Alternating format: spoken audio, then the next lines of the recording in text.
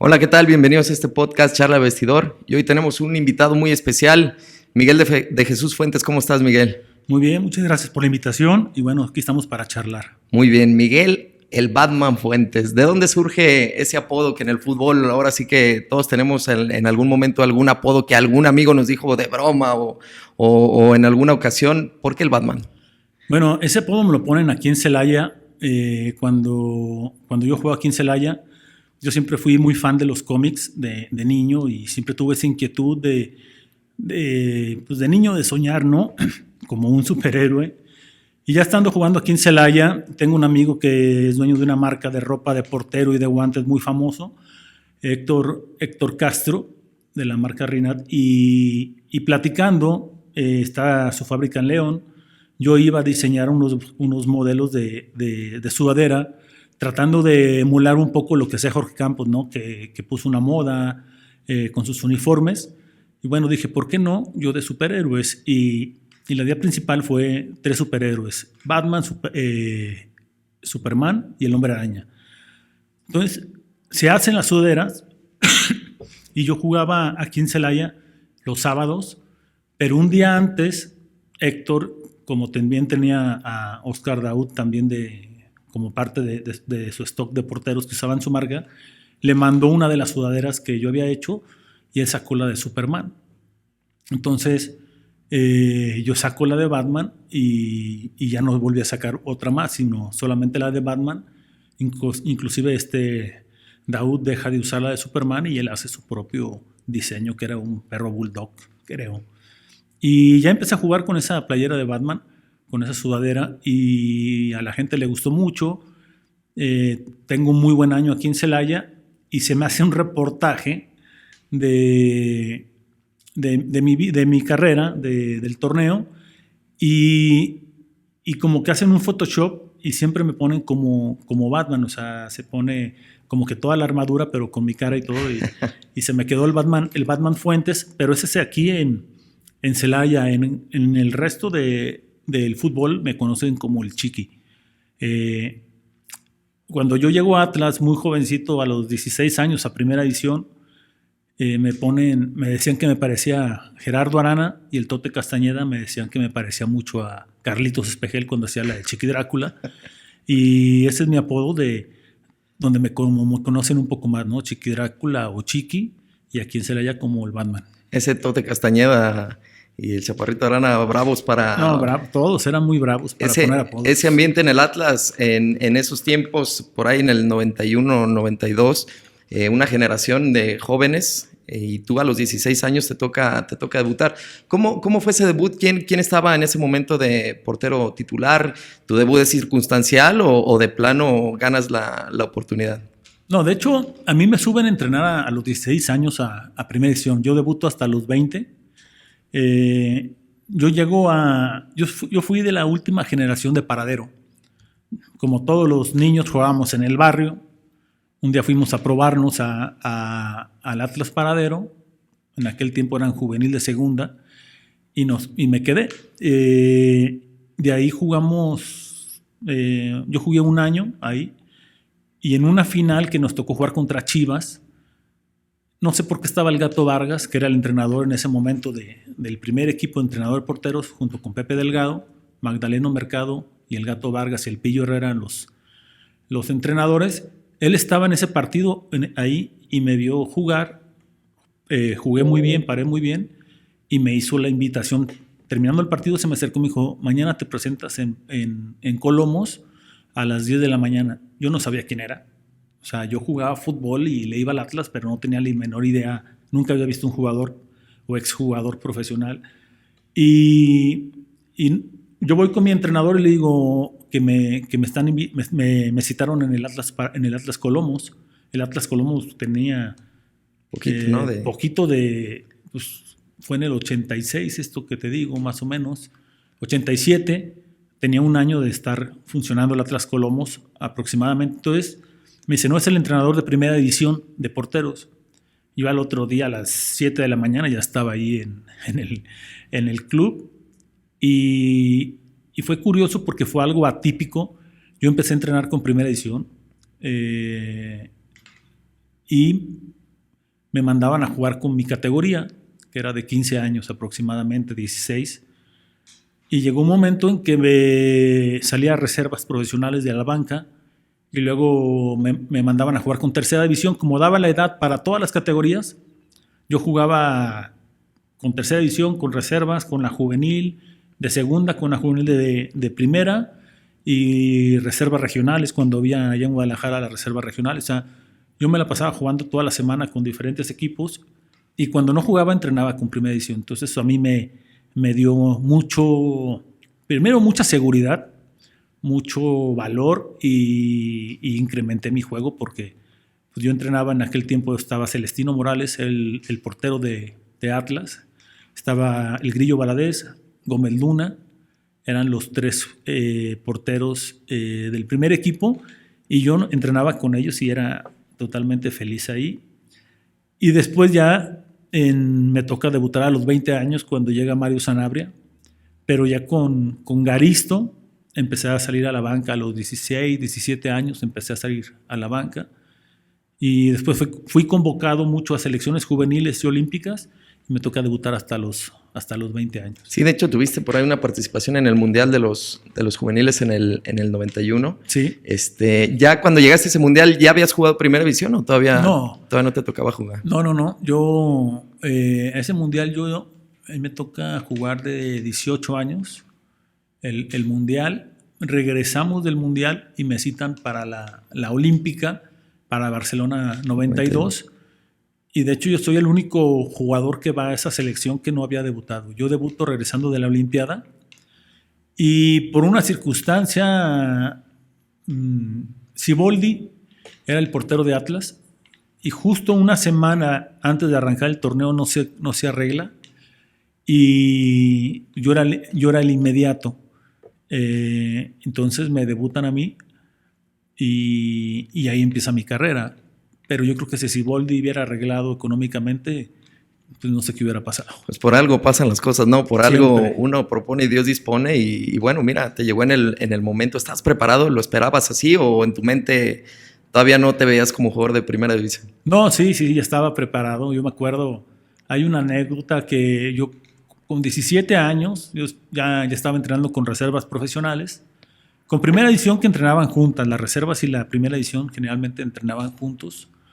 Y yo tenía 17 años, acababa de cumplir, y viajamos a Monterrey. Yo viajé con reservas en el autobús de Atlas, y ya estando en Monterrey, en la noche me dicen que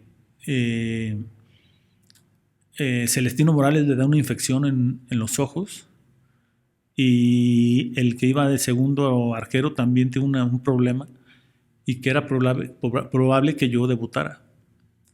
En ese momento casi me muero de miedo.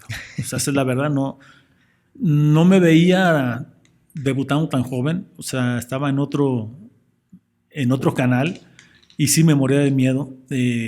Afortunadamente al otro día los 2 porteros estuvieron bien y jugaron. Yo jugué con reservas. Pero en lo que dices de los momentos, yo creo que no era mi momento y no estaba preparado. A pesar de que tenía muchas ganas, tenía cualidades, pero híjole, si hubieras debutado en ese momento, seguramente no me hubiera ido bien, porque no estaba preparado, no físicamente, sino emocionalmente no estaba preparado como para enfrentar un partido con ese Monterrey, donde era un equipazo, y en el TEC de Monterrey, que era una presión impresionante. Creo que no estaba preparado y después me llega más adelante y me va muy bien. O sea, me va tan bien que terminando ese torneo soy convocado a la selección mayor para jugar la Copa Oro y bueno, ahí es otra historia. Sí, no, Atlas, que en semillero de grandes futbolistas.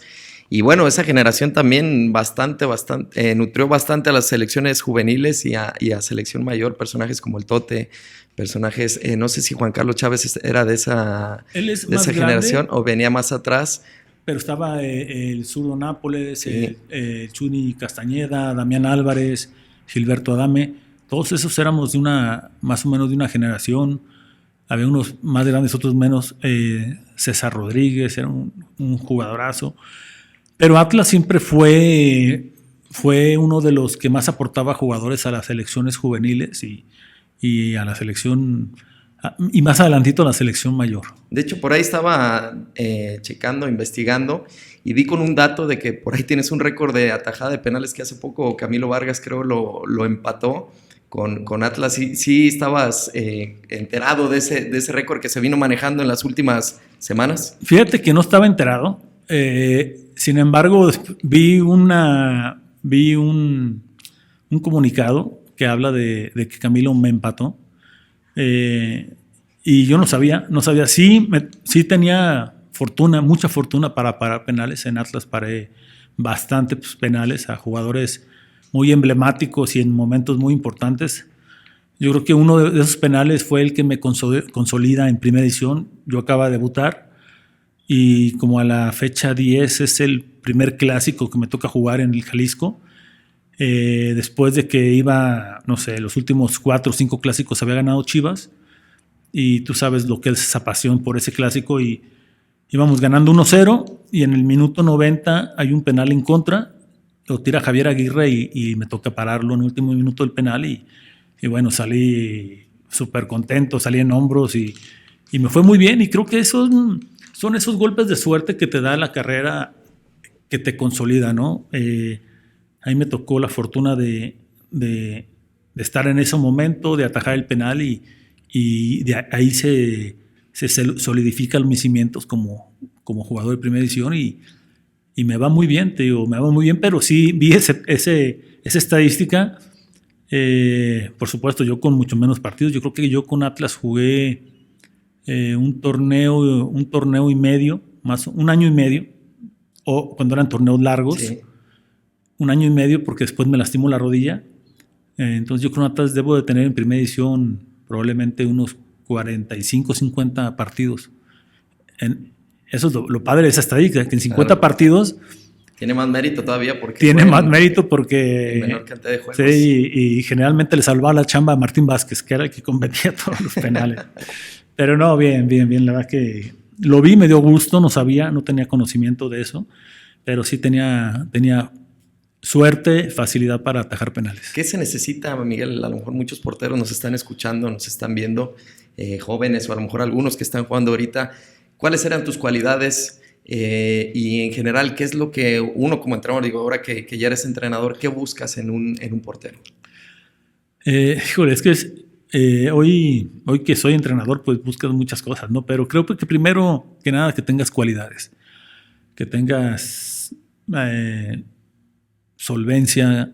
El portero es mucho de estabilidad emocional. Creo que la portería es una posición tan complicada porque hay partidos que no te llegan un solo tiro hasta el minuto 90 y tienes que actuar y no hay pretextos, que estabas frío, no importa. Entonces esa es una posición muy especial, por eso hay especialistas para entrenar a los porteros, porque es totalmente... ajeno a lo que sucede en los jugadores de campo.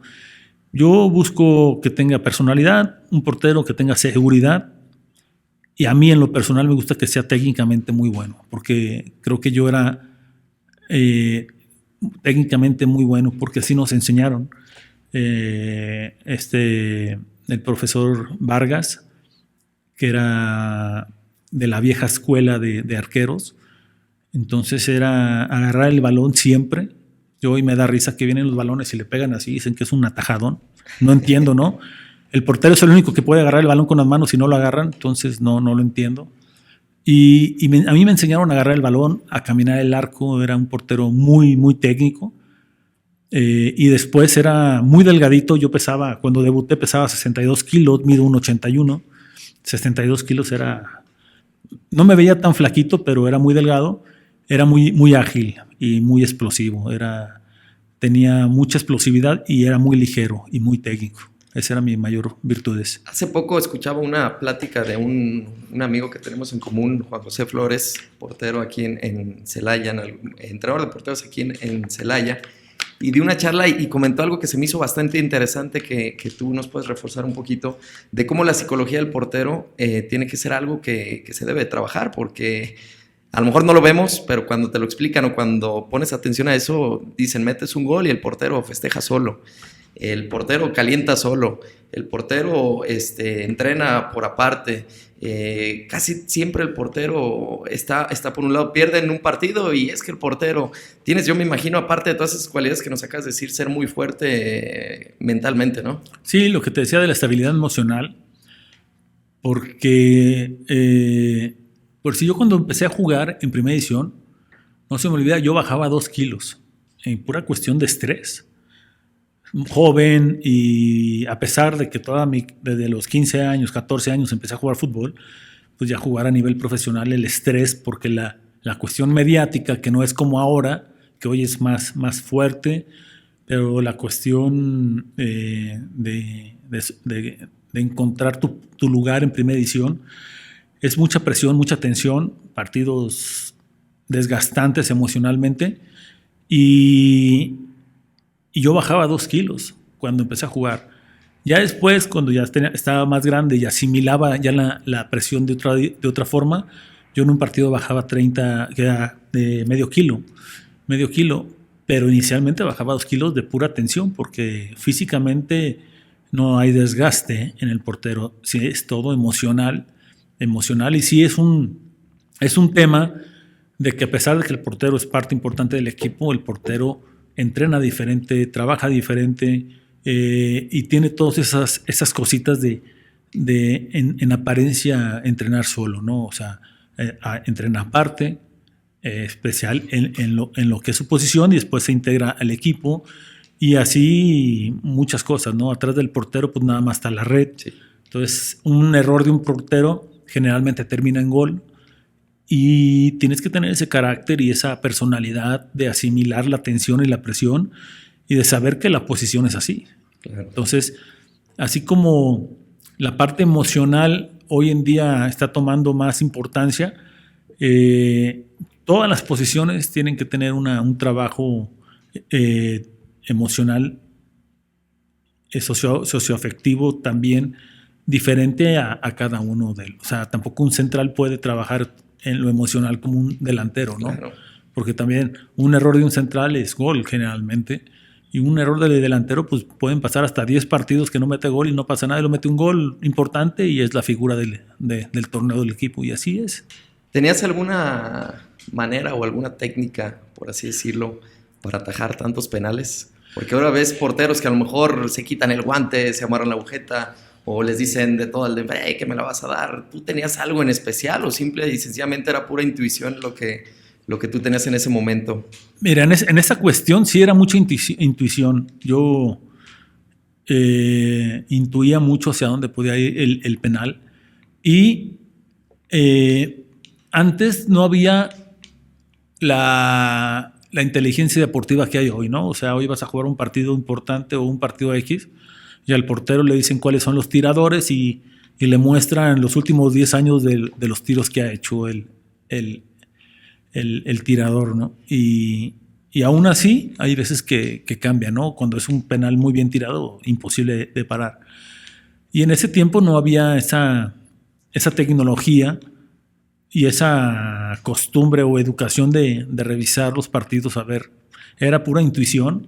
Lo que sí, en cuestión técnica, yo trataba de salir muy fuerte hacia el lugar que yo tomaba la decisión de salir.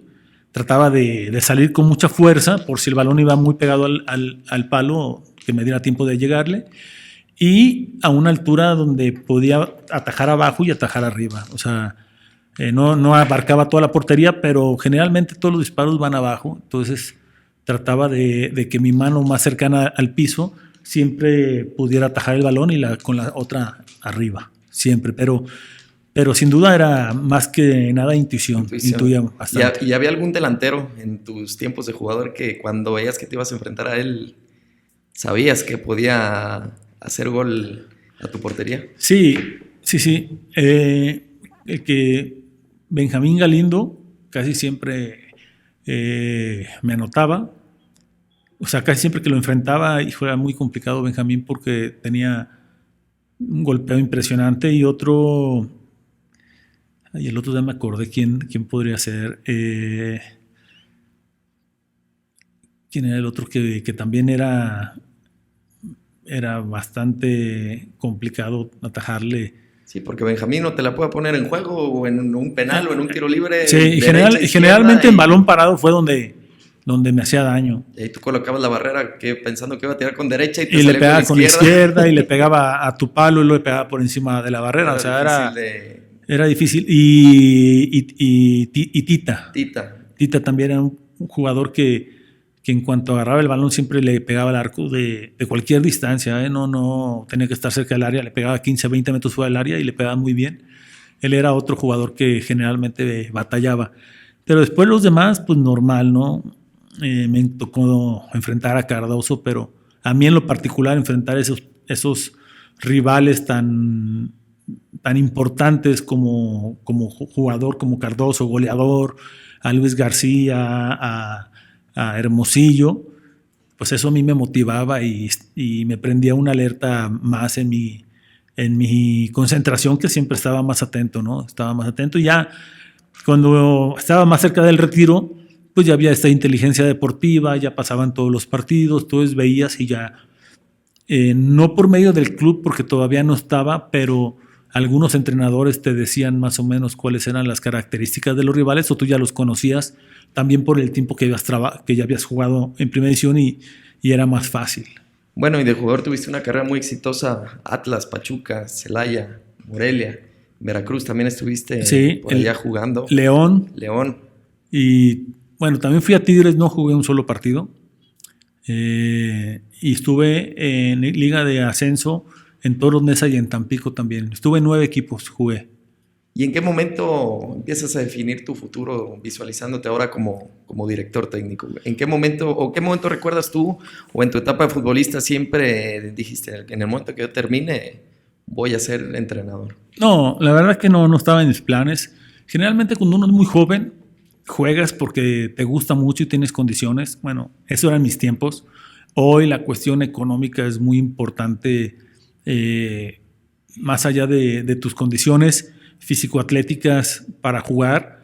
La cuestión económica hoy es una parte muy importante y bueno, yo jugaba porque inclusive yo me acuerdo que yo decía que yo jugaba aunque no me pagaran, porque me amaba jugar fútbol, amaba jugar en la portería. Claro, vas jugando y vas viendo que empiezas a ganar dinero y cambia tu perspectiva. Pero de joven nunca me imaginé jugar. O sea, no ponía atención. O sea, no ponía atención como para que me dejaran huella los técnicos. Yo hacía lo que me decían, pero no lo razonaba, no lo asimilaba como tal.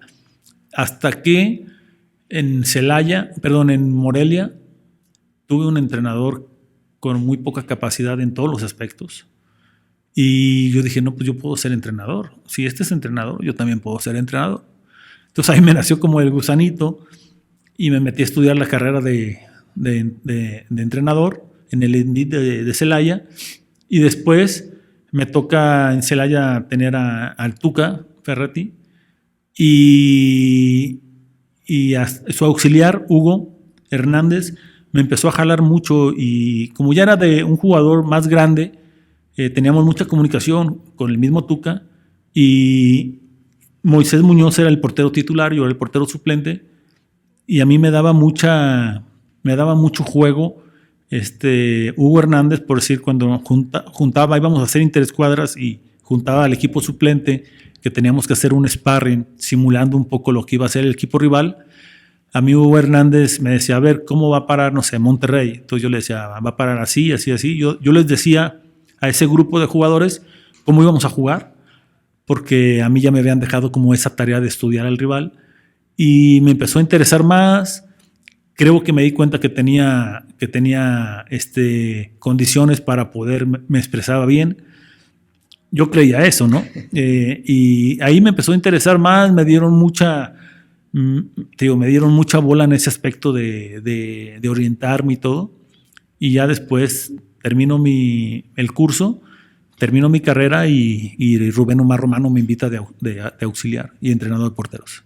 Pero la verdad nunca tuve esa visión de ser técnico como hasta los 30 años. Después llega a tu carrera ya como entrenador un equipo que te adoptó, para muestra que platicabas, te casaste con una mujer de aquí de Celaya.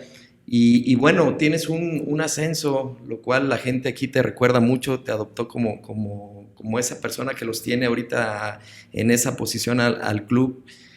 ¿Qué recuerdos tienes de esa final contra Chivas? Chivas que venía en ese momento con jugadores que brillaban por talento, pero hoy en día son jugadores de mucho renombre, ¿no? Claro.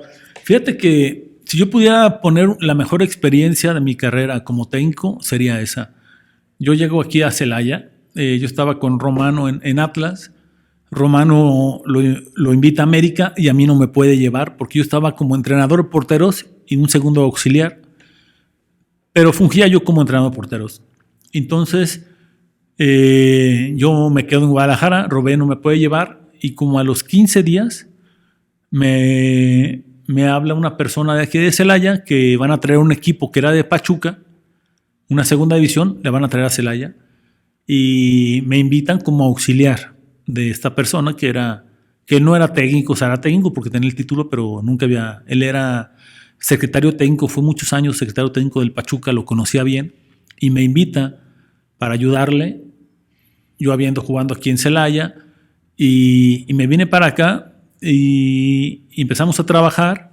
Él a los 6 meses se regresa a Pachuca y a mí me ofrecen el equipo, yo me quedo con el equipo. Y fue una experiencia impresionante porque fue un equipo que agarramos todos los jugadores que fueron a prueba, Pachuca, a Atlas, hicimos visorías en Guadalajara, hicimos visorías aquí en Celaya y conformamos un grupo muy importante de jugadores. Yo creo que era 60 de celayenses o guanajuatenses y los demás foráneos. Y fue un proceso de 3 años para conseguir el ascenso. Cuando a mí me dan el equipo, me dice el dueño, que lo conoces bien, Alejandro Márquez, dice, yo quiero el equipo para que juegue mi hijo. O sea, nomás que no descienda. Entonces yo le dije, ¿sabes qué? Vamos a ascender. Y se burlaba, o se reía, me llevaba muy bien con él, porque decía, ¿cómo vas a ascender si hay personajes como Jimmy Goldsmith, que tiene a su equipo durante años y le mete millones y millones de pesos, y no ha ascendido, ¿cómo vas a ascender tú? Le dije, no, pues con trabajo. Y bueno, agarramos al equipo en segunda división. Ya te imaginarás, tú lo conociste en liga de ascenso, con muy pocos recursos en todos los aspectos. Imagínate, en segunda división no había nada. Lo que había era mucha pasión, mucho trabajo, mucha dedicación. Y empezamos a conformar un equipo sólido. Pasaron, yo creo que por el proceso, a lo mejor 100 jugadores y nos quedamos al final como con 24 que fueron los que nos dieron el ascenso a Liga de Ascenso, de la segunda división a Liga de Ascenso, ganándole el primer torneo a Pachuca, que era Tampico, con igual estaba Héctor Herrera, estaba Yarbo, estaban 5 o 6 jugadores muy importante. Ese Pachuca venía ganando, ya llevaba 3 o 4 años ganando la segunda división, los mismos jugadores, ganando los ascensos, un equipazo. Y le ganamos a Tampico, en Tampico, y después el segundo torneo le ganamos a Chivas. Bueno, perdemos la semifinal contra Chivas y jugamos el campeón de campeones para el ascenso contra Chivas y lo ganamos aquí en el estadio. Ibas perdiendo en la ida, allá en Guadalajara. Llegas acá, el partido apretadito, te meten el primer gol. ¿Pasó por tu cabeza en algún momento, esto ya se terminó? ¿O realmente seguías firme en el tema de si se puede, vamos a revertir el marcador para lograr el objetivo? ¿Cómo manejaste en ese momento la presión que pasa por tu cabeza para mover las piezas? Porque bien recuerdo que haces unas modificaciones las cuales repuntan al equipo para lograr este ascenso, ¿no? Sí, en la ida íbamos perdiendo 2-1.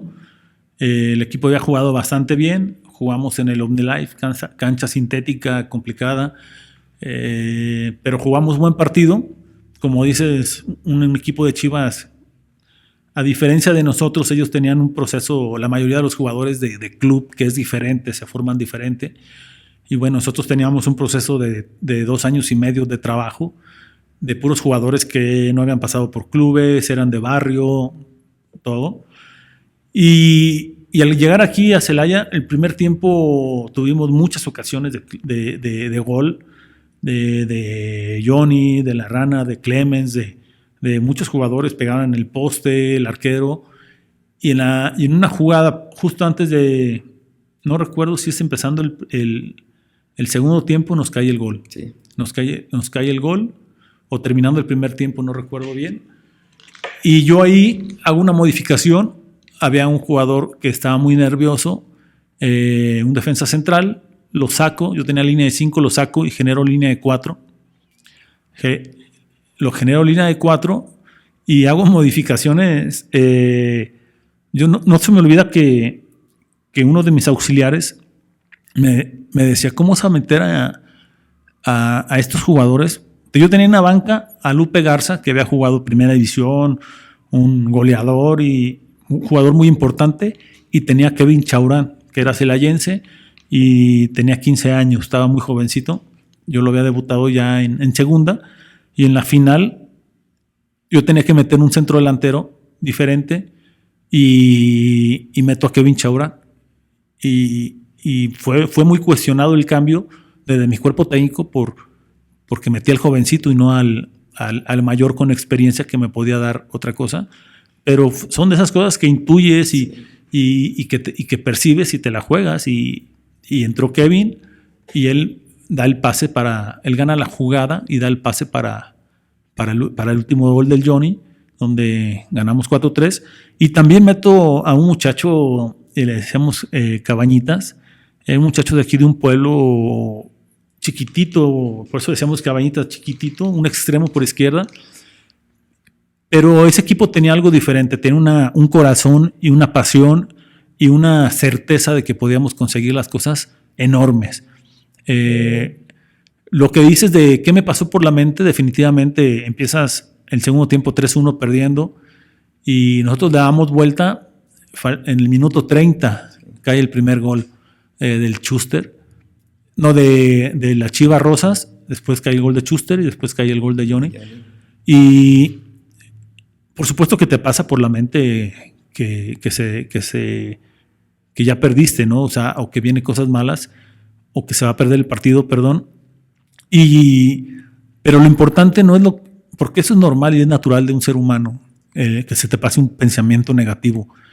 Sin embargo, nosotros siempre entrenábamos para superarnos. O sea, ese equipo, por todas las circunstancias administrativas del club, nos fuimos superando a muchas cosas a base de solidificar el núcleo del grupo, a base del trabajo, de perseverancia.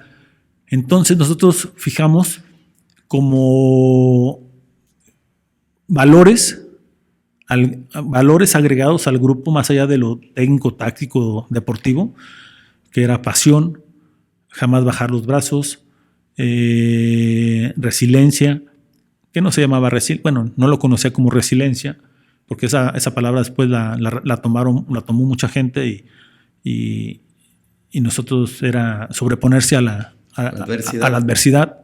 No lo conocía yo como resiliencia.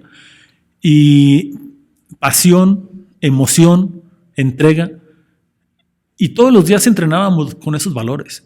Y te digo, en ese momento a lo mejor no lo tenía claro. Como hoy que soy más grande y he estudiado un poco más y me he sumergido un poco más dentro de la literatura, de la cuestión emocional, psicológica, de la nueva metodología, o más bien de la metodología de todas las metodologías que hay en el fútbol. Hoy me doy cuenta que nosotros forjamos valores y lo bajábamos en el día a día. Si tú veías un entrenamiento, nadie quería quedar atrás en nada. Veías al Gallito Vázquez cuando podíamos hacer resistencia, no sé, le decías, corran el kilómetro a 4.5. Había un grupo de jugadores, pero un grupo como de 15 que trataban de llegar primero. O sea, siempre era competencia, ser el mejor. Y ese año no perdimos un solo partido. O sea, ese segundo torneo no perdimos un solo partido. y éramos muy fuertes. Entonces, cuando entramos al vestidor, yo les dije que habíamos trabajado tanto y lo teníamos tan cerca como para dejarlo ir, que teníamos que hacer lo que habíamos hecho siempre, intentar jugar bien bajo una idea de juego, que esa era también otra cosa. Teníamos una idea muy establecida, teníamos una forma de juego, un modelo de juego muy claro, pero necesitábamos más pasión. Y esa gente que entró de cambio, que fue Jorge Sánchez, fue el Cabañitas y fue Kevin Chaurán, le dieron ese plus a esa... Eran puro corazón. Más allá de sus condiciones físicas, atléticas, tenían un alma y un corazón y unas ganas, y todos nosotros teníamos ganas de trascender. Entonces, sí nos pasó, seguramente a los jugadores también les pasó un momento complicado de un diálogo interno, pero el trabajo, los hábitos que teníamos, creo que nos dieron fuerza para salir adelante. Y bueno, ese objetivo, ese logro que tuviste, sin duda repunta tu carrera como director técnico y te empieza a posicionar como el nombre Miguel Fuentes empieza a sonar dentro de la baraja de técnicos, que por sí es un nicho muy, muy pequeño, muy difícilmente entras, y cuando estás dentro muy difícilmente consigues trabajo. Pero bueno, se viene después Veracruz, llega San Luis, llega Necaxa, donde tienes otro logro, que eres campeón de en ese entonces la llamada Liga de Ascenso. Si tuviéramos que poner en la balanza, Miguel, me lo acabas de decir hace rato que fue la mejor experiencia que has vivido ahorita, pero ahorita con el tema de Juegos Olímpicos y demás, ya me estás dejando así como que... Entonces, eres una persona ganadora, por eso te has convertido en eso de que se te hace normal ya el empezar a ganar, y eso es de admirarse. Pero, ¿cuál fue la diferencia entre ganar una segunda división y después obtener el campeonato con Necaxa en 2014? ¿Qué sientes tú, o Miguel Fuentes, cómo vivió? Sé que son dos cosas diferentes, pero replicaste lo que hiciste en Celaya, o empezaste a mejorar tu metodología. ¿Qué cambios tuviste para llegar a ese objetivo con Necaxa? Mira, la gran diferencia, todos los campeonatos que me ha tocado estar, como he tenido la suerte de estar, o situaciones de éxito, porque no nomás ser campeón es ser exitoso. Bueno, tú estás dentro del medio del fútbol y lo sabes. Es tan complicada la Liga de Ascenso, es tan complicado un torneo, que por supuesto el primer lugar es el que lleva todos los reflectores. Es un mérito impresionante quedar campeón, como sea, y donde sea, hasta en el barrio, cuesta mucho trabajo. Sin embargo, yo lo que le doy más valor, más allá de los campeonatos y los ascensos que he tenido, es siempre estar dentro de los 3, 4 mejores, siempre. Y quitando dos equipos, todos los demás que he dirigido, siempre he estado en los primeros lugares. Y justo el otro día estaba platicando que a mí se me abrieron las puertas por lo que hice en Celaya, pero en ningún equipo que he ido me han dado la oportunidad de volver a replicar lo que hice en Celaya. O sea, porque cambian las necesidades de los equipos. Tuve la fortuna de dirigir a 3 equipos de los más fuertes del ascenso en aquel tiempo, porque hoy cambió totalmente la dinámica de esa división con esta liga de expansión. Antes había equipos poderosísimos, ¿no? Uno de ellos era Necaxa, Irapuato eran equipos de primera división, Veracruz eran equipos de primera división jugando en liga de ascenso. Y bueno, me toca ir a Veracruz, pero en un tema, era una nómina, no sé, de 6 millones de pesos, y me dicen cuando llego, ¿sabes qué? Esta nómina necesitamos hacerla de 1,5 millones de pesos. Y me la jugué con jóvenes, después a Necaxa, y lo mismo. Pero bueno, ya me desvié un poco. Igual fue la diferencia que este grupo de Celaya, todos arrancamos de cero. Yo como técnico, fue mi primera experiencia como director técnico. Los jugadores era su primera experiencia algunos habían jugado en tercera división, pero muchos no habían jugado ni profesional. Entonces crecimos juntos, y más allá de un equipo hicimos una familia impresionante. O sea, éramos unidos para todo,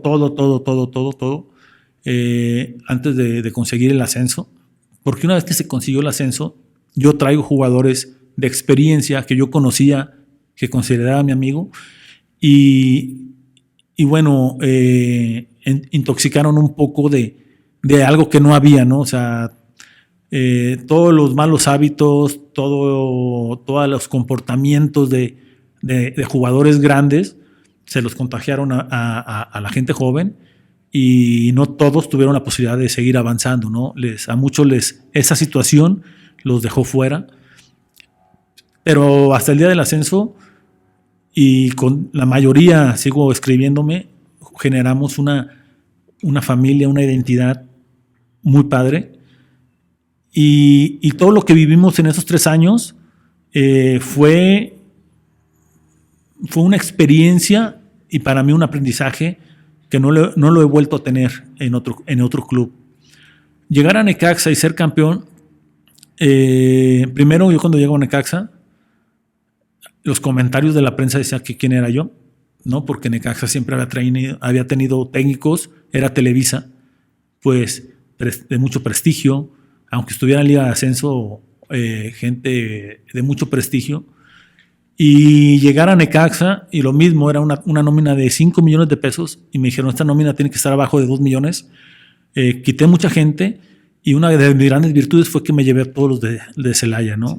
Sí. De hecho, qué bueno que ustedes llegaron a Celaya, porque ahí fueron donde me dejaron sacar. Me llevé a Ramos, me llevé a Kevin, me llevé a Riestra, me llevé a... ¿quién era? Me llevé a otros jugadores que yo había tenido, 4 o 5 jugadores, y que tuve en Veracruz también. Me llené de jóvenes, y conseguimos el campeonato bajando la nómina, y en una final espectacular contra Tepic. Lo mismo, íbamos perdiendo. Empezamos el partido, metemos un gol, y nos expulsan a Carlos Ramos, y nos meten 3 goles. Tepic. O sea, era un partido controladísimo. Vamos perdiendo.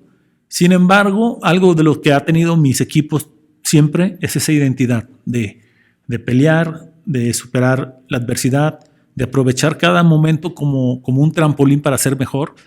Esa mentalidad siempre intentamos ponérsela a todos los equipos que tenemos. Hay algunos que te resultan, otros que no. Y igual, no se me olvida, meto a Kevin Chaurán faltando 15 minutos y le damos vuelta y quedamos campeones en Necaxa. Muy especial el campeonato, porque fue mi primer campeonato como en Liga de Ascenso, a 2 años, 3 años de haber ascendido, cuando nadie confiaba en mí, cuando por no haber sido un entrenador mediático nadie creía en mí, y bueno, se da esa transformación ahí. Necaxa venía de 4 o 5 años perdiendo finales, y llegamos a ganar, rompimos un paradigma con gente joven. Entonces tiene un lugar muy especial también Necaxa en ese campeonato, en mi carrera, en mi corazón, porque también se luchó contra mucha adversidad, pero sobre todo porque le cambiamos la mentalidad al jugador. Es un equipo más mediático que lo que era Celaya, y después hubo complicaciones, ¿no? Cambió totalmente el esquema. Era 3 años ascender, pero sacar jugadores. Era lo mismo que yo había hecho en Celaya, y al ganar ese campeonato cambiaron las reglas, y después, bueno, yo no pude conseguir el ascenso, pierdo la final de ascenso, y después me dan de baja, y al siguiente año asciende Necaxa. Pero bueno, haber dejado huella, haber sido campeón fue muy importante. Lo recuerdo con mucho cariño, pero creo que los dos tienen un valor muy parecido, pero lo que viví con Celaya, de ese crecimiento como persona y como entrenador y como familia con el grupo, no lo cambio por nada. Mencionas mucho, o se menciona mucho en el fútbol, la parte de la mentalidad, la parte de las ganas de querer ganar, de fijar objetivos. La máxima de Miguel Fuentes será la unión de grupo, porque escucho que mencionas mucho que el vestidor sea una familia, que el grupo sea una familia, y yo creo que tú te diste cuenta que ese fue uno de los motivos por los cuales has tenido tanto éxito. ¿Consideras que es eso, o tienes algo más en tus equipos? No, esa parte de integrarte y ser uno más del equipo, Haz de cuenta que yo creo que el técnico, yo tuve técnicos que todos eran el todopoderoso, ¿no? Lo que decía el técnico se hacía sí o sí.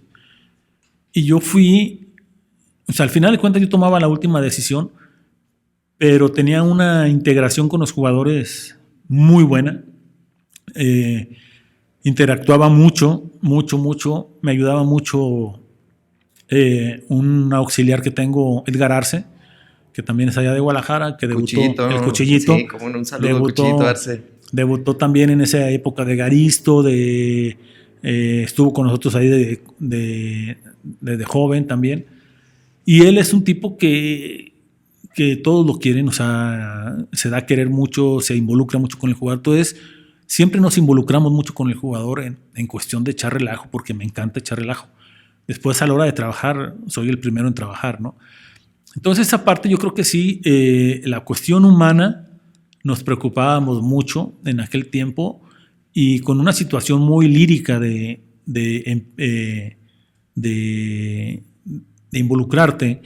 Hoy ya hay mucho material de estudio donde las relaciones socioafectivas con los jugadores, del diálogo con el jugador, de la cuestión emocional, hoy está muy, muy de moda y nosotros la aplicábamos por una lógica interna de cómo éramos como seres humanos, ¿no? Nunca mala leche, nunca mal. Sí era yo muy exigente, demasiado, a la hora del trabajo, pero después del trabajo éramos amigos y esa parte nos funcionó mucho.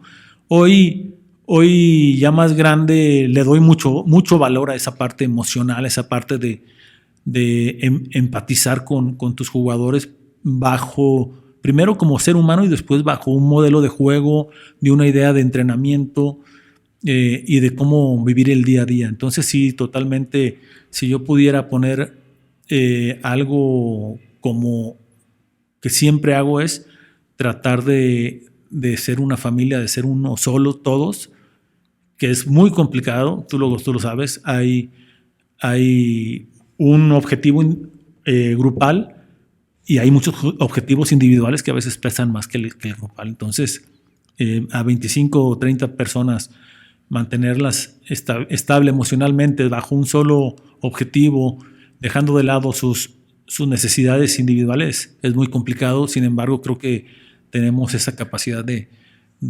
convencer y de llevar al grupo en una sola línea emocional. Bueno, y todo esto de lo que hemos platicado, te llega la oportunidad en selecciones nacionales. ¿Cómo es ese acercamiento? Tú vas, tocas la puerta, te cae la oportunidad. ¿Cómo fue ese proceso previo para llegar y ponerte? Yo imagino que fue una también de tus metas cumplidas ya el ponerte o representar a tu país, pero ahora de este lado, porque si bien es cierto que lo hiciste jugador en mundiales juveniles y en Juegos Olímpicos, ahora te toca hacerlo del otro lado. ¿Cómo fue ese primer acercamiento? Fíjate que Jaime Lozano y yo tenemos un amigo en común que cuando Jaime estaba en la sub-20 de Querétaro, yo justo había terminado de trabajar para Lobos WAP, que fue uno de los equipos donde no me fue bien, ¿no? Definitivamente fue muy complicado. Y yo empecé a tener pláticas con la gente de Ciudad Juárez. En ese entonces yo estaba viviendo en San Miguel de Allende y Jaime estaba en Querétaro. Y esta persona nos dijo, oye, ¿por qué no platican? O sea, creo que empatan mucho en muchas cosas. Jaime es totalmente un técnico que estudió en Europa, se fue a preparar a Europa. Y yo soy un técnico totalmente hecho en cancha, ¿no? En el día a día, en buscar por mis propios medios la información y generar mi propia metodología. Entonces, cuando nos juntamos fue una grata sorpresa porque empatábamos en muchas cosas.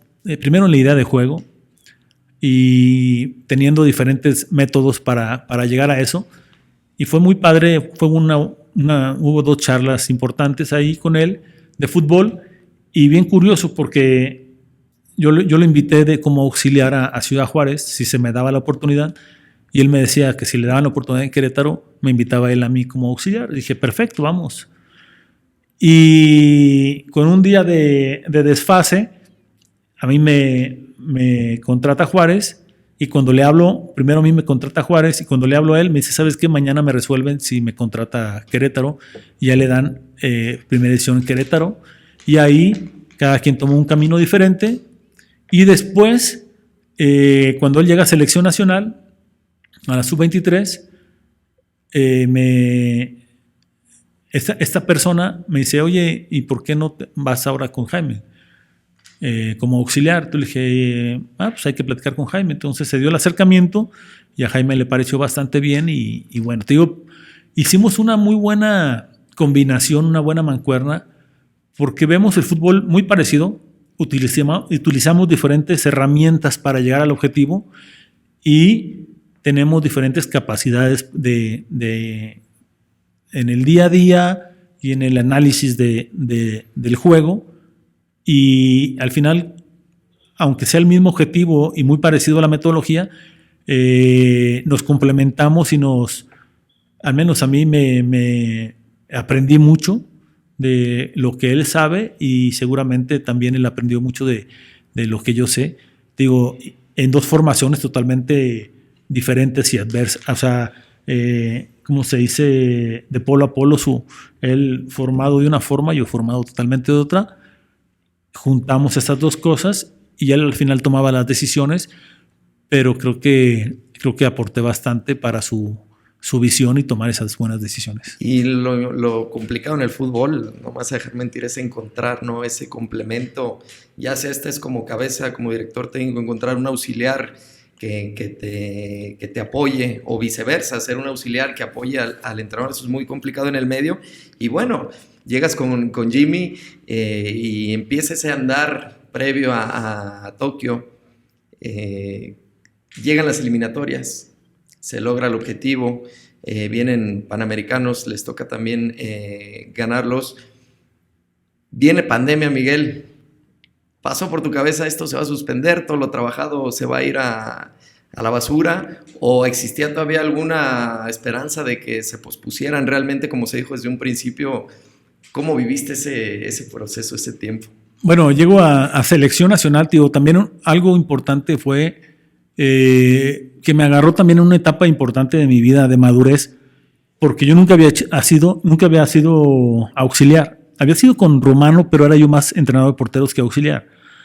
Y cuando me dicen de Jaime, lo primero que me dicen, oye, pero tú siempre has sido técnico y vas a ir como auxiliar. Dije, no, pues va a ser una experiencia diferente para mí.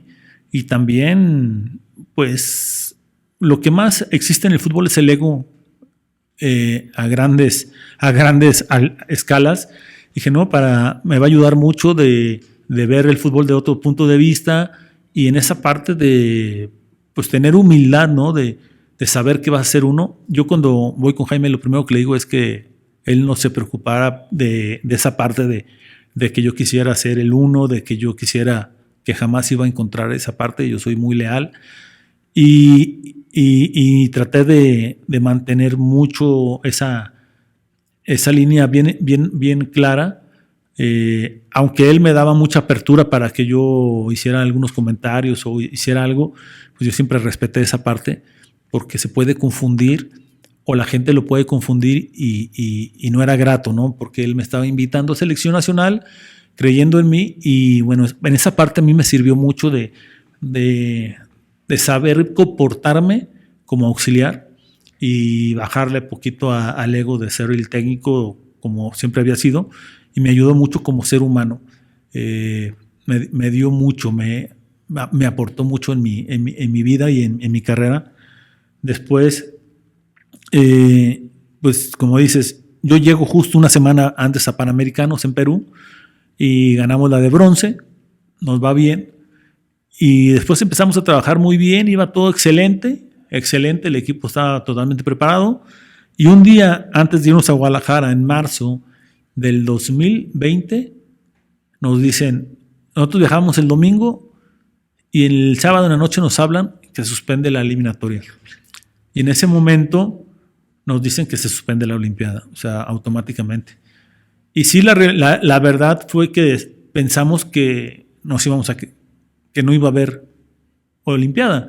Primero pensamos, no, va a pasar rápido, ¿no? Como toda la gente pensó de la pandemia, Creo que nunca habíamos vivido algo así en México, o al menos en mi caso no lo había vivido. Y la primera sensación dijo, pues a lo mejor el próximo mes, porque fue en marzo, dijeron marzo, abril, mayo, en junio. Y luego que no, y se empezó a agravar toda la cuestión de salud a nivel mundial y sale el comunicado de que se suspende la Olimpiada. Pero se programa para el próximo año. Pero estábamos muy atentos a todos los comunicados porque no se daba fecha para la eliminatoria otra vez, complicado, no podíamos tener concentraciones, fue un año de trabajo de computadora, no pudimos en un año tener, como en 7 meses, ninguna concentración, complicado. Y bueno, cuando empezaba a haber concentraciones, pues trabajar express y preparar la eliminatoria para marzo del 2021, que nos toca jugar en Guadalajara. Jugamos muy bien, ganamos la eliminatoria en primer lugar y bueno, mantenemos el boleto a Tokio, que fue algo muy, muy padre, muy emocionante. Sin embargo, la realidad es que cuando eres la cabeza, eres el responsable total de lo bueno y de lo malo. Y como auxiliar, pues tú aportas, ¿no? Diferente. Entonces yo lo viví diferente, o sea, muy emocionado, muy contento, pero no se vive igual que cuando eres el técnico. Esa es una realidad. Bueno, al menos a mí me pasó. Y bueno, pues se consigue el boleto a la Olimpiada y viene el trabajo de concentraciones, de giras. Muy padre, una experiencia muy, muy buena, que ojalá algún día se me dé la posibilidad a mí de ser el uno en una selección, porque me gustó mucho, me adapté muy bien al trabajo, que es totalmente diferente al trabajo de club, y bueno, nos vamos a Tokio y se hace un gran torneo, y en lo personal de mucho aprendizaje, de una experiencia totalmente inolvidable como persona, como profesional y como todo, ¿no?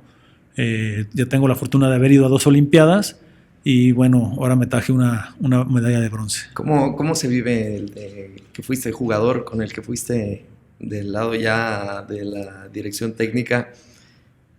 ¿Cuál disfrutaste más? ¿O realmente ibas, si echas el cassette atrás cuando ibas de jugador, recuerdas haber estado mentalizado en decir voy por medalla como lo fueron ahora en este proceso? No, eso es una realidad.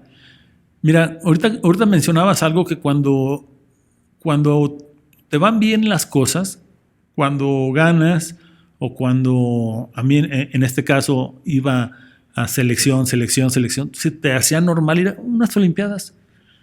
No teníamos, al menos yo no tenía la conciencia de lo que jugaba, de a qué evento iba a ir a representar. O sea, sí tenía la conciencia en aquel tiempo, pero no, a lo mejor no le daba el peso específico que necesitaba. Y no porque yo no fuera profesional o no, sino porque el fútbol era diferente a lo que soy. Los técnicos que nos tocaban eran diferentes a lo que es hoy.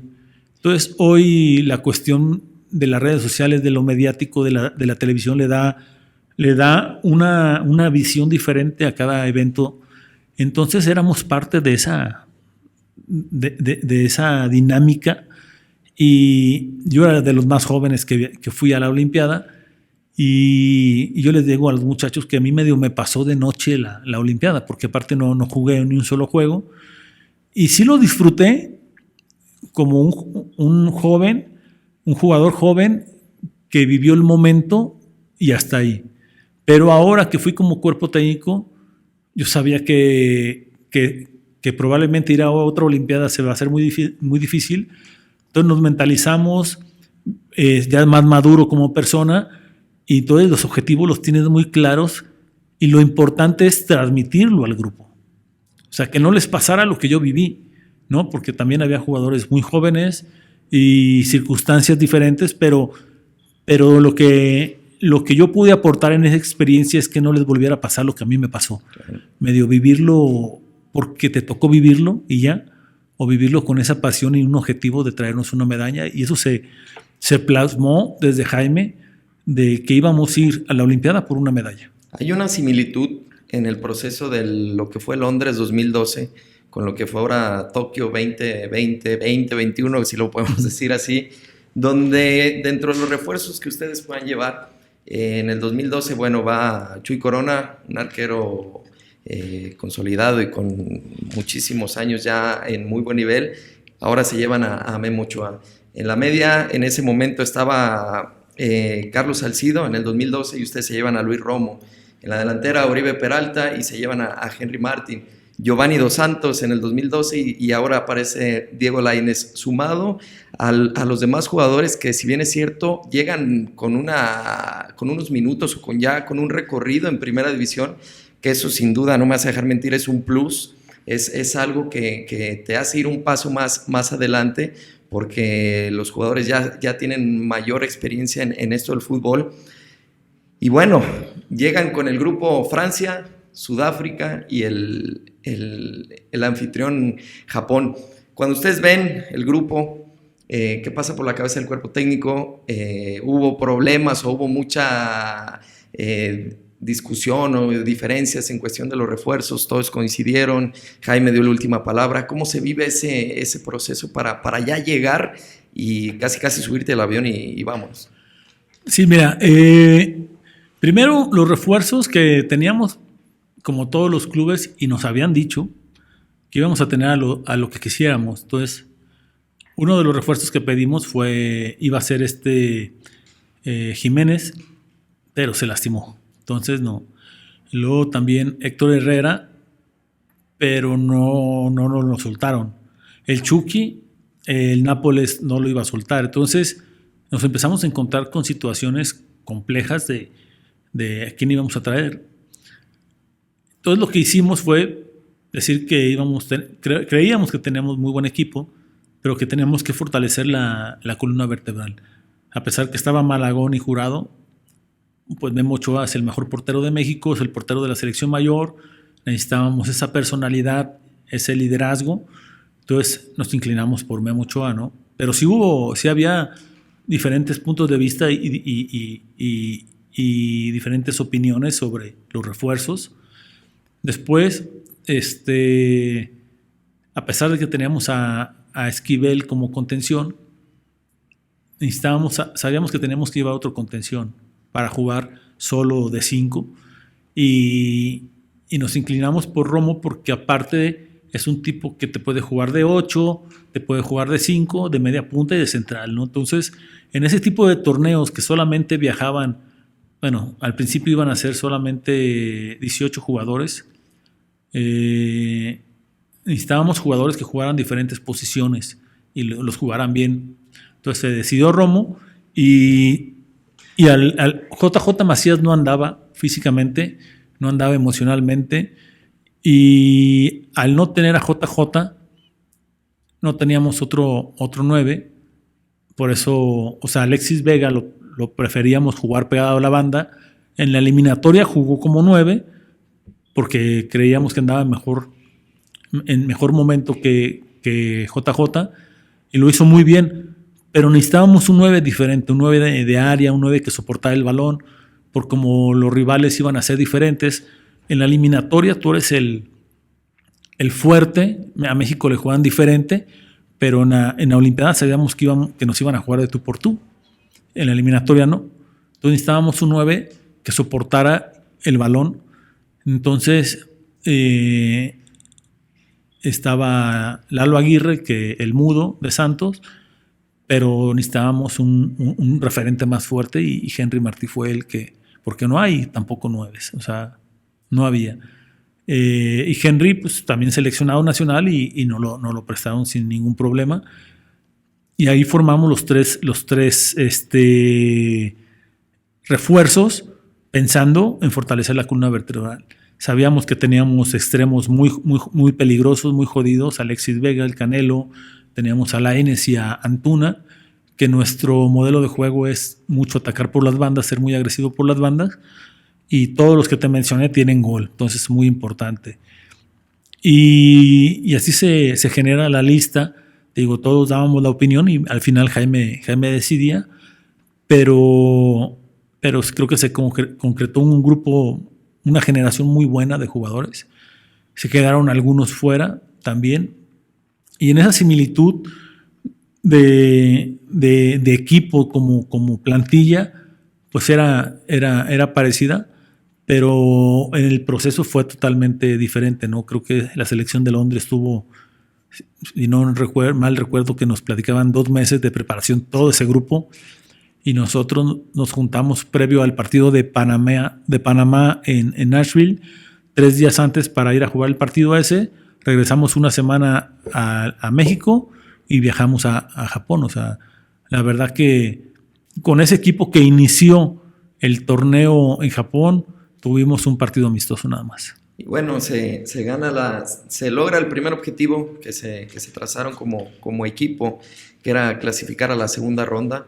Se encuentran con Corea, un rival que a México se le ha complicado. Creo que no le habían ganado en Juegos Olímpicos o cuando se habían enfrentado, y se llevan un partidazo, recuerdo, goleando ustedes a la selección de Corea, y se empieza a ganar credibilidad. ¿Ustedes se sentían ya dentro de, o decían, todavía no hemos ganado nada, vamos a ser ecuánimes con esto? ¿Cómo se maneja en ese momento? Porque es complicado el resultado, en el sentido de que goleas, ganas y gustas, que todos los medios aquí en México ese era el encabezado de todos los medios. ¿Cómo manejaron ustedes allá este tema, Miguel?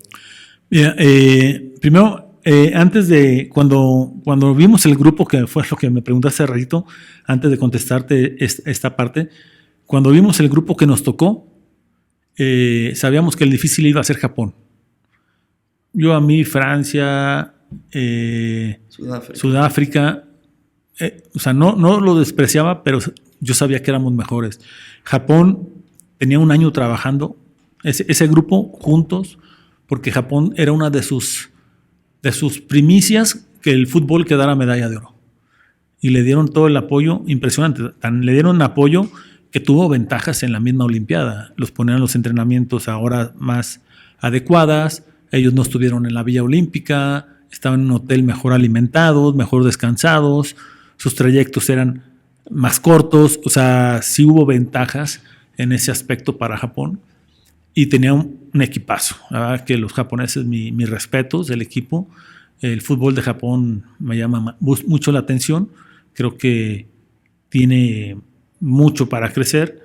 Y bueno, yo cuando vi el grupo sabía que los que íbamos a pasar era Japón y nosotros. No sabíamos en qué lugar íbamos a pasar, pero nos sabíamos así. Y conforme nos fuimos acercando a la Olimpiada, veíamos que a Francia al final tampoco le prestaron tantos jugadores y tuvo muchos problemas en la cuestión de logística, Francia. Nosotros llegamos 15 días antes de entrar a la burbuja de la Villa Olímpica. Estuvimos preparándonos en Hiroshima, en la adaptación del clima, que fue muy complicado. La humedad y el calor era impresionante. Nos fuimos, 10 días antes a Japón. Nos adaptamos bastante bien hasta entrar a la dinámica se dice la burbuja olímpica, donde ya todos los horarios, todo lo que tenía que ver 3-4 días antes del primer partido ya era regido por el Comité Olímpico Internacional. Entonces, llegamos y por supuesto el nervio de enfrentar el primer partido, pero al analizar a Francia, veíamos que no estaba en su mejor momento físico. Muy buenos jugadores, pero su modelo de juego le veíamos muchas fallas y sabíamos que le podíamos hacer daño. Ahorita lo que comentas de cómo trabajamos esa parte emocional ahí, lo que pasa es que esa parte emocional la trabajamos durante 2 años. Todo el cuerpo técnico, regido por Jaime, nos preocupamos por tener capacitación de cuestión emocional con coacheo, que era por parte de Jaime, o sea, no era por parte de la selección, que la selección tiene su gente, pero nosotros nos preparamos con un grupo de personas ajenas a la selección nacional que nos dio una guía de cómo abordar las situaciones que íbamos a enfrentarnos como grupo, como equipo, que es diferente, como grupo, como equipo, como seres humanos y como futbolistas, en situaciones adversas y en situaciones a favor. Entonces, tuvimos la capacidad también yo tenía una amiga en Argentina, una doctora en neurociencia y psicóloga del deporte que también nos hizo el favor de orientarnos, y creo que le dimos mucha importancia a la parte humana y de estar muy, muy cerca del jugador en la cuestión humana, y como grupo estar atento a todos los pequeños detalles. Nos preparamos muy bien en esa cuestión emocional. Entonces, cuando llegamos a Tokio, el equipo iba muy sólido, íbamos convencidos de lo que queríamos, y la importancia de Memo, de Romo y de Henry como mayores en ese profesionalismo, y ellos decían, nosotros venimos por una medalla. O sea, esta oportunidad no sé si la voy a tener después, pero yo quiero una medalla. Entonces, contagiaron, y ellos fueron un reactivo importante dentro de la fórmula para hacer sólido ese equipo. Y a mí algo que presumo, porque sí es de presumir, es que el equipo que jugó la Olimpiada y el equipo que jugó la eliminatoria son dos equipos diferentes. Sin embargo, contagiamos, y hacia afuera del grupo se veía la misma actitud, la misma convencimiento, el mismo carácter, la misma mentalidad.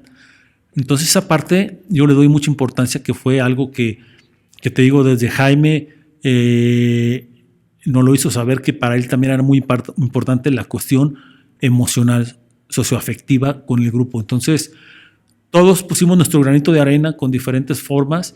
Fue un proceso muy largo de estar con el grupo, de pláticas con el grupo, y yo creo que esa parte fue lo más importante. Entonces, cuando llegamos a esas instancias de jugar contra Corea, me acuerdo que yo, cuando hice el análisis de Corea, que lo hacía Jaime, lo hacíamos todos, yo me acuerdo que le dije a Jaime, Corea va a ser el partido más fácil.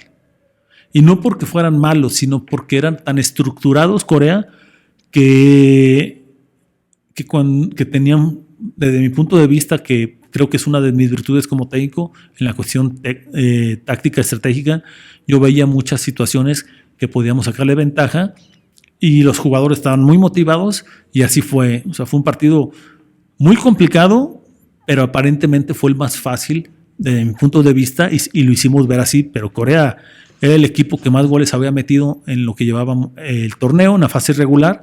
Era un equipo poderosísimo. Sí. Y lo hicimos ver fácil. Sí, luego, bueno, viene el rival de siempre de México, con el que el mexicano siempre se motiva a enfrentar a la selección brasileña por historia, con el precedente de la final de Londres 2012 Brasil. Nos toca perder en penales. Seguía firme el objetivo, vamos por una medalla, y ahora sí era saber que el metal ya no era ni oro ni plata, era bronce. Viene Japón, el anfitrión, el único equipo que te había ganado en la fase regular. Llegas, le ganan 3-1 con goles de Johan, con goles de Alexis, con goles de Córdoba. Se acaba el partido, Miguel, de ese donde logran el tercer lugar. ¿Cómo se vive? ¿Qué sentiste? ¿Qué nos puedes compartir? El vestidor, ¿cómo era en ese momento, cuando ya prácticamente tienes tu medalla colgada de bronce?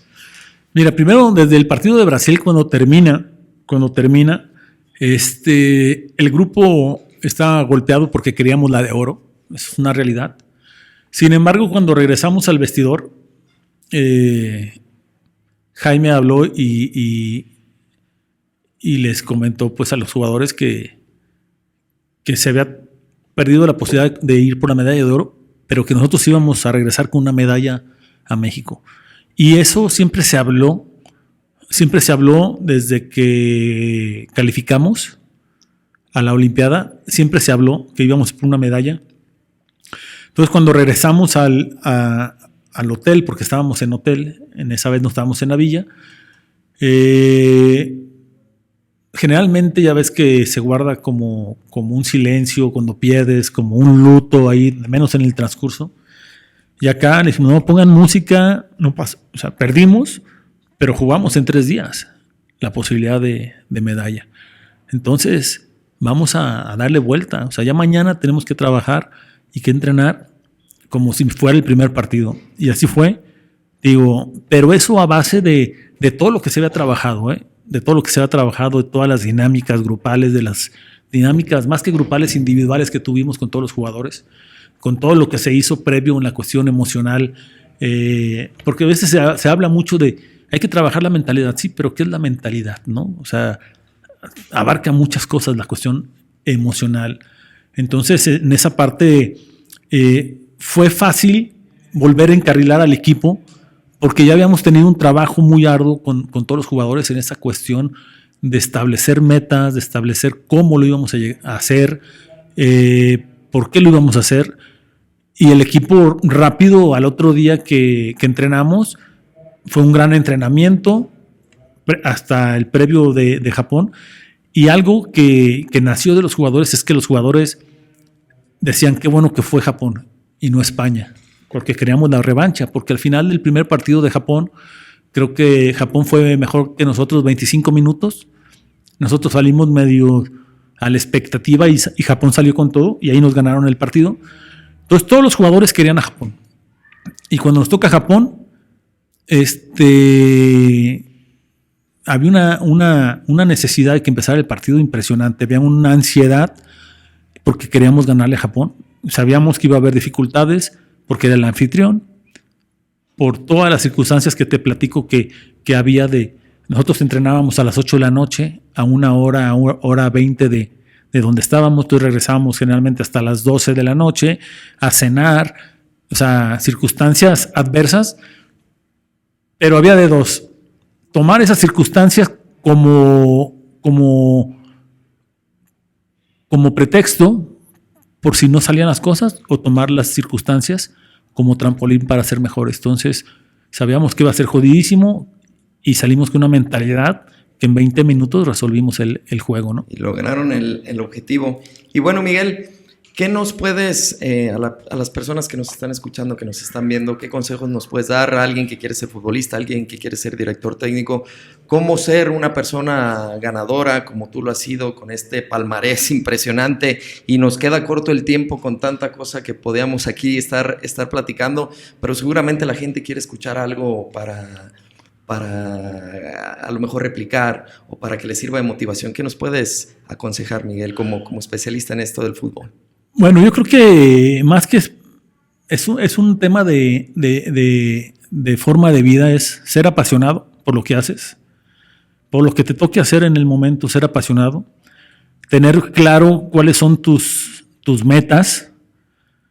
Y otra cosa que yo siempre digo, ¿no?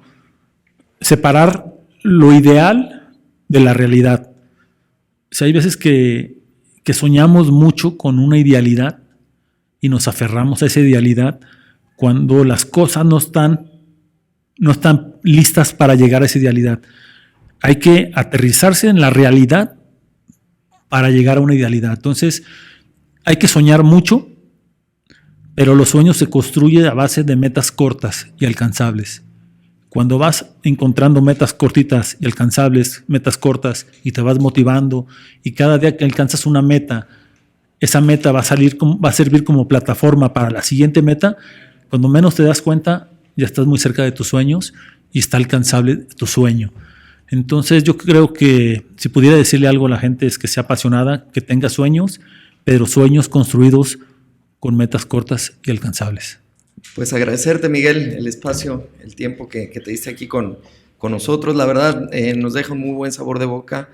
Te vuelvo a repetir, eres una persona muy humilde, no tenía el gusto de conocerte hasta el día de hoy personalmente, y me llevo mucho de ti. Yo creo que la gente que nos escucha se lleva mucho, y bueno, aquí tienes tu casa cuando gustes. Agradecerles a los demás y cerramos con nuestro podcast Charla de Vestidor. Muchísimas gracias.